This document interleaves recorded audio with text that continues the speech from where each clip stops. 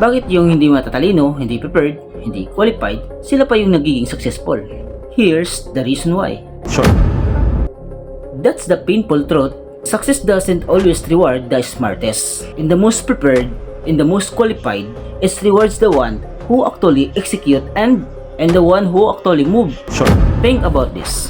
Bakit yung mga kakilala mo walang masyadong plano, walang masyadong credentials, hindi naman katalinuhan, hindi naman ganun kagaling, pero may negosyo na, may results na, at mas mayaman pa sa'yo? Habang tayo, gumagawa pa rin ng strategy, pero wala pa rin execution. Sure. Maybe you hear the Murphy's Law. Ang idea na, anything that can go wrong, will go wrong. Pero may twist or may kabaliktaran nun. According to Hiram's Law, anything that can work, will work. Katulad na lang ni Jack Ma, it is the guy who failed his exam and he is rejected sa Harvard 10 times.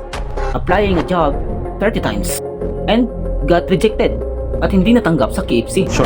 Not smart, I know nothing about technology, I know nothing about the By management. the old logic, talo na dapat siya. Pero dahil hindi siya tumigil, he built Alibaba, one of the biggest e-commerce companies in the world. Now, he is a billionaire with a net worth of around 24.6 billion according sa Forbes.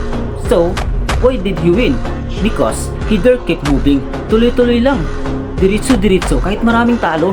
Most people wait to feel ready. Guess what?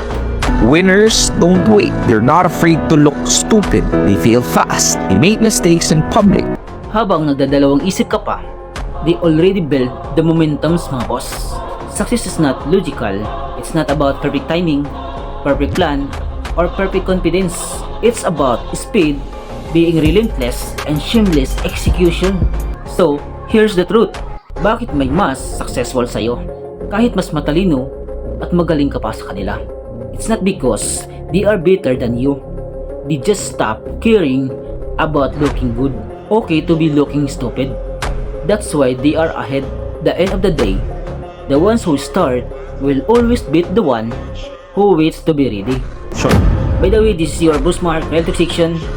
Team, win with us. Peace out.